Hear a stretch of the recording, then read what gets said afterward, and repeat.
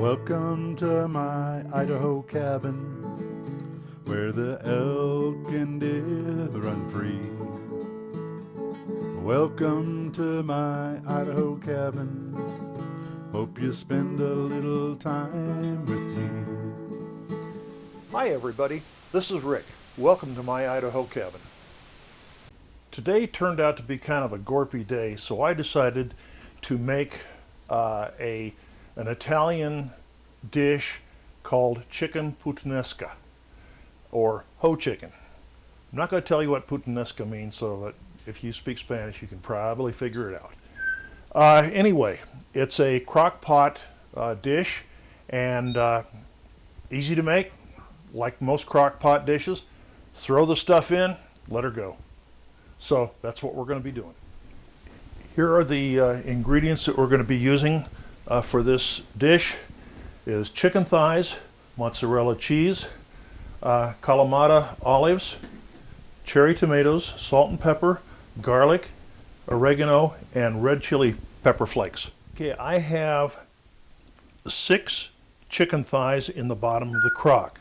Now to that I want to add 1 pint of cherry tomatoes that have been halved, 3 garlic cloves, there we go, some oregano,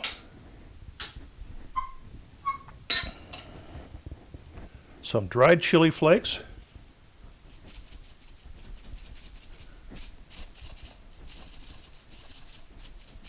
that ought to be enough, little kosher salt, just to perk up the flavor, and some pepper, and 1 cup of pitted Kalamata olives.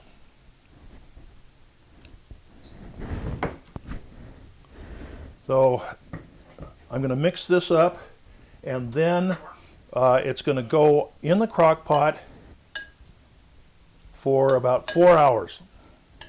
And then I'm going to put some, going to top it with some mozzarella cheese and let it cook a little bit more.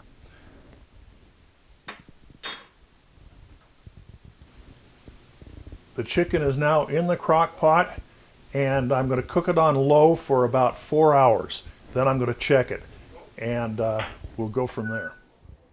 We have about 30 minutes before the dinner is done, so now it's time to add the mozzarella cheese. So we're going to put a dollop of cheese on each one of the thighs.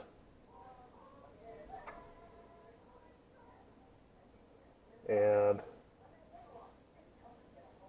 turn the crock pot up on high and